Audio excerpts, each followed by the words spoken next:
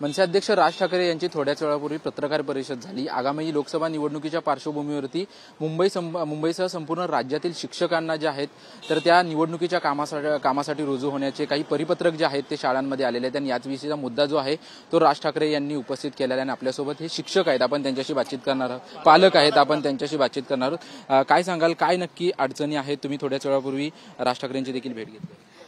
आमच्या शाळेतील जे शिक्षक आहेत, आमचे 1ली ते 4थीचे टोटल 12 वर्ग आहेत आणि 12 वर्गातले 9 शिक्षक त्यांनी मागितले आहेत आणि त्याच्यातले बऱ्यापैकी तिथे त्या ड्युटीवर रजूही झाले आहेत। पण आमच्या शाळेमध्ये आता मुलांना हँडल करायला कोणी शिक्षक नाहीये आणि शिक्षक हे मुलांना शिकवण्यासाठी आहेत। तुमची निवडणुकांची कामं आहेत ती त्याच्यासाठी तुम्ही पर्याय शोधा ना।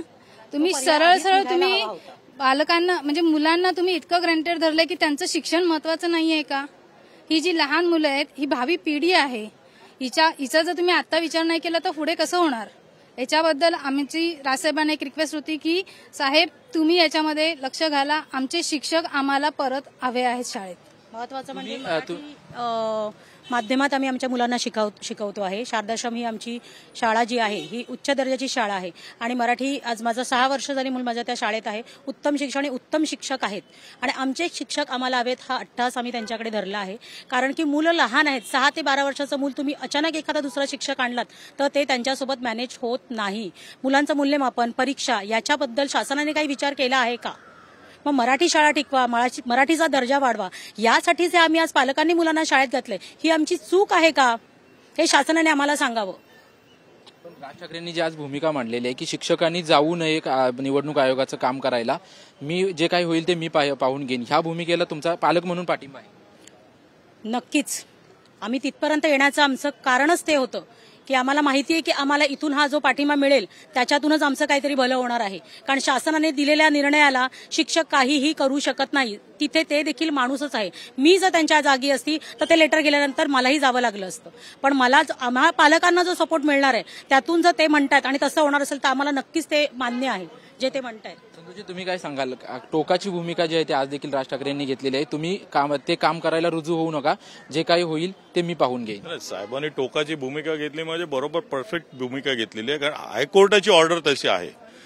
काही शिक्षक हे हायकोर्टामध्ये त्यावेळेला गेले होते आणि त्यांनी त्याबद्दल याचिका टाकली होती की आम्हाला प्रत्येक निवडणुकीमध्ये, मग आता गेले कित्येक वर्ष तुम्ही बघत असाल की शिक्षक हे विड्रॉ केले जातात इलेक्शन ड्युटीसाठी, तर त्यावेळेला त्या लोकांनी याचिका दाखल केलेली आणि त्याच्यामध्ये साहेबांनी पण वाचून दाखवलं की त्याच्यामध्ये लिहिलेलं आहे 3 दिवसाची ट्रेनिंगसाठी जे काही ट्रेनिंग असेल ते आणि 2 दिवस पोलिंग, म्हणजे ज्या वेळेला तुमच्या निवडणुका असतील त्या दिवशी याकरताच फक्त शिक्षकांना वापरलं जावं, बाकीच्या कुठल्याही गोष्टीला शिक्षकांना विड्रॉ करू नये। हे हायकोर्टाने दिलं असताना सुद्धा या लोकांची हिंमत कशी होते की कोर्टाचे आदेशाचं उल्लंघन करतात आणि हे उल्लंघन करून आता परत काही शिक्षकांना तुमच्या माध्यमातून कळलं की काही शिक्षकांना या लोकांनी नोटिसा पण दिलेल्या आहेत, FIR पण दाखल केलेल्या आहेत। ही कुठली हिंमत येते कुठून यांच्याकडे? आता कसं आहे की निवडणुका येतच राहतात, आता ह्या तर वर्षभर आहेत कारण इलेक्शन झालेलेच नाहीयेत, आता लोकसभा लागतील, विधानसभा लागतील, नंतर महापालिका लागतील, मग वर्षभर शिक्षकांना वापरणार तुम्ही आणि त्याकरता शाळांच्या बुलेणार वाऱ्यावर सोडून देणार तुम्ही? मग हा प्रकार किती अयोग्य आहे हे साहेबांनी सांगितलं आणि साहेबांनी त्या कोर्टाच्या ऑर्डरच्या आधारावरच सांगितलेलं आहे की तुम्ही शिक्षकांना सांगा की शिक्षकांनी जावं, आपल्या शाळेच्या ड्युटीवर जावं, त्यांनी कुठल्याही निवडणुकीच्या ड्युटीवर जाऊ नये आणि ठामपणे आम्ही त्यांच्या पाठीशी, महाराष्ट्र नवनिर्माण सेना त्यांच्या पाठीशी उभी राहील।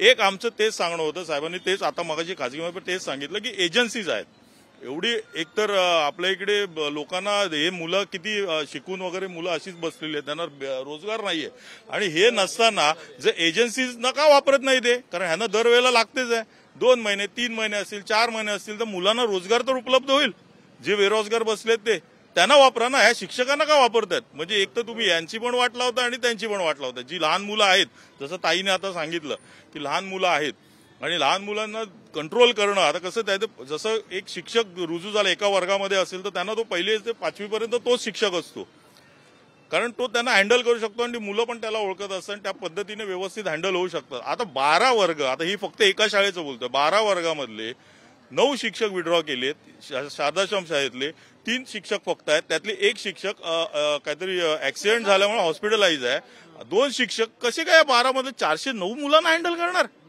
कुठले काहीच हा प्रकार खूप अनुचित प्रकार आहे आणि त्याच्यामुळेच मला वाटतं की साहेबांनी त्या पद्धतीने त्यांच्या भाषेमध्ये रोकटोक सांगितलेलं आहे. उद्या पदाधिकाऱ्यांची बैठक आहे, नेत्यांची साहेब देखील बोलली की उद्या बैठक आहे आणि बैठकीमध्ये चर्चा होईल आणि पुढे काय करायचं आम्ही ते ठरवू. निवडणुका आहेत, निवडणुकीच्या वेळी शिक्षकांना मोठ्या प्रमाणात काम असतं, अशा वेळी अशी मनसेची भूमिका कसं पाहता? नाही, नक्कीच ना, निवडणूक आहे म्हणून नाहीये. आमच्याकडे मला वाटतं की कोविडमध्ये पण त्यावेळेला तर निवडणुका नव्हत्या, त्यावेळेला पण मला वाटते झाडू खात्यातल्या लोकांपासून ते इंजिनियर्स डॉक्टर्स लोक पण त्यांच्यावर जे अन्याय होत होते त्याकरता साहेबांकडे येत होते. ते तुम्हीच सगळ्यांनी तुमच्या माध्यमातून दाखवलेलं आहे. तर हा निवडणुकीचा कुठलाही प्रकार नाही का. आम्ही यांना सांगितलं नव्हतं की तुम्ही आमच्याकडे या म्हणून. हे लोकच आलेले आहेत आणि यांनी सांगितलं हा निवडणुकीसाठी कुठलाही प्रकार नाहीये.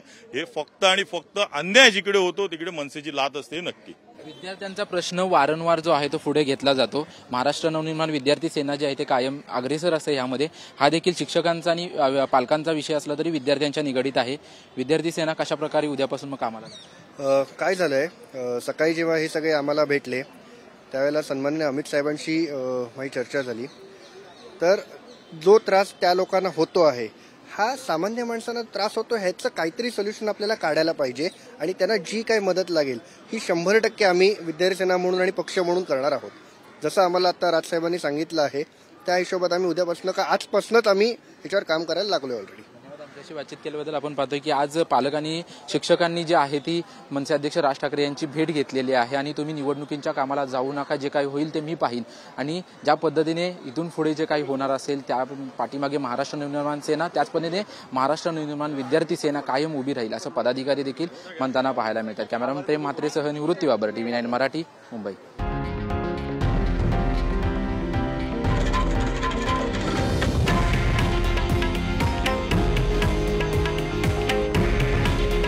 हे आहे देशातील नंबर 1 न्यूज नेटवर्क आणि आपण पाहत आहात TV9 मराठी.